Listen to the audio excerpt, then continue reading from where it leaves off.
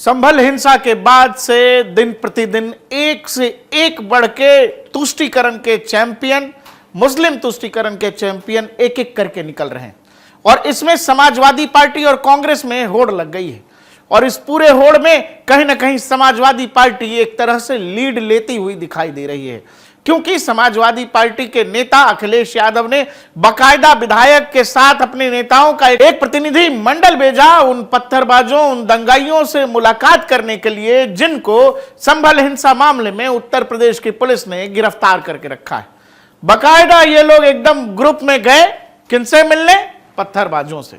ये देश 1947 में ऑलरेडी मुस्लिम तुष्टीकरण की मार झेल चुका है। बावजूद इसके इस देश में 1947 के बाद से ही एक अलग अलग जला के रखी गई वो मुस्लिम तुष्टीकरण की, और बार बार उसी को प्रज्वलित करके कुछ राजनीतिक घराने अपना काम चला रहे हैं। समाजवादी पार्टी के तमाम नेता किनसे मिलने गए? पत्थरबाजों से, दंगाइयों से, जिन सबको उत्तर प्रदेश की पुलिस ने हिंसा मामले में गिरफ्तार करके रखा हुआ है।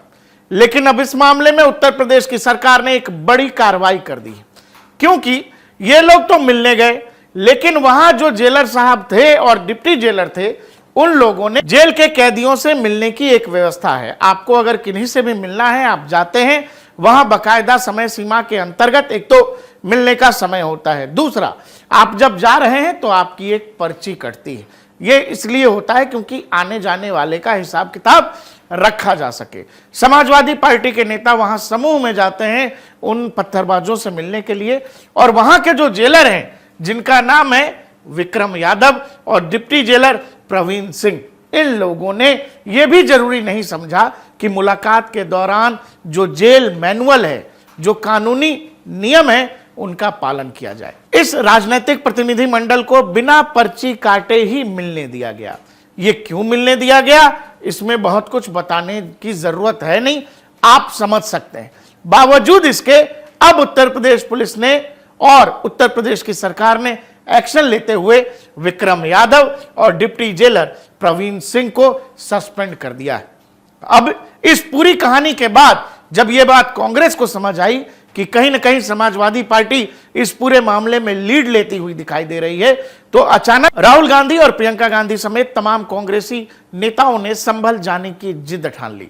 लेकिन उनकी जिद उत्तर प्रदेश की पुलिस ने उत्तर प्रदेश के अंदर दाखिल ही नहीं होने दी, क्योंकि राहुल गांधी और प्रियंका गांधी का काफिला गाजियाबाद से ही वापस लेकर जाना पड़ा, क्योंकि उत्तर प्रदेश की सरकार ने राहुल गांधी के काफिले को अंदर जाने की अनुमति नहीं दी, संभल जाने की अनुमति नहीं दी। कांग्रेस नेताओं की तरफ से कहा गया कि एलओपी का पद संवैधानिक पद है, राहुल गांधी का संभल जाना संवैधानिक अधिकार है और उनको नहीं रोका जाना चाहिए। उनके संवैधानिक अधिकारों को रोककर कहीं ना कहीं संविधान का उल्लंघन कर रही है उत्तर प्रदेश पुलिस। लेकिन संवैधानिक अधिकारों के साथ बहुत सारी संवैधानिक जिम्मेदारी भी नेताओं या आम नागरिकों से जुड़ी होती है। नेताओं को केवल संवैधानिक अधिकार समझ आते हैं, क्या जिम्मेवारी नहीं समझ आती है? ऐसे समय में जब संभल में इतनी बड़ी हिंसा हुई है, ऑलरेडी वहां किसी तरह से सरकार और पुलिस इस काम में लगे हैं कि संभल में शांति की स्थापना हो। आखिर नेता ऐसे समय में संभल ही जाने की जिद क्यों कर रहे हैं? देश में और भी बहुत सारे हिंसा की घटना हुई। हाल फिलहाल में बहराइच में राम गोपाल मिश्रा की जिस तरह से हत्या हुई, क्या आपने देखा कि इस तरह का राजनीतिक झुंड, राजनीतिक समूह या कोई ऐसा राजनीतिक काफिला जो दिल्ली से बहराइच की तरफ जाने की हिम्मत कर सके? इन सब की आड़ में केवल वो है मुस्लिम वोट बैंक, मुस्लिम तुष्टीकरण। राम गोपाल मिश्रा इस देश के बहुसंख्यक समाज से आता है, उसकी मौत की कीमत कांग्रेस या समाजवादी पार्टी के लिए उतनी अधिक नहीं है जितनी अधिक संभल हिंसा में मारे गए लोगों की है। और यही कारण है तुष्टीकरण की राजनीति में एक से एक पॉलिटिकल पार्टी, हर पार्टी आगे दिखना चाहती है, क्योंकि उनको लगता है कि इस देश में मुस्लिम वोट बैंक ही उनको जिता सकने की ताकत रखता है।